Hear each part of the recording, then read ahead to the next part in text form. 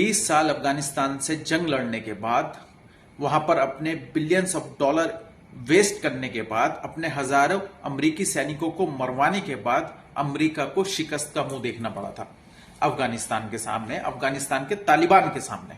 और फिर शिकस्त के बाद यह हुआ था कि अमेरिका को मुंह छुपा के भागना पड़ा था, अफगानिस्तान के साथ डील करके, समझौता करके कतर के अंदर, और शिकस्त को कबूल करके अमेरिका वहां से भागा था, भाग के निकला था। और ऐसा भाग के निकला था तालिबान के सामने कि अपने हथियार, अपने वेपन्स, अपने फाइटर जेट्स और अपने हेलीकॉप्टर्स, ये सब भी वो अफगानिस्तान में छोड़ गया था।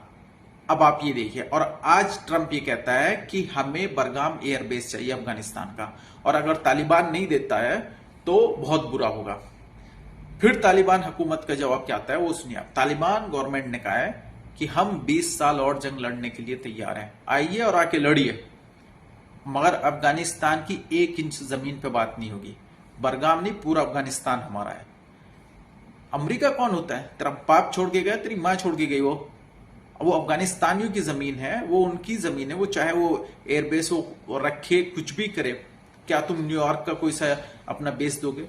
अमेरिका का कोई बेस दोगे अफगानियों को, तालिबानियों को, या किसी भी देश को? आप होते कौन हो पूछने वाले? है हिम्मत, लड़ो जंग आके उनसे फिर दोबारा से।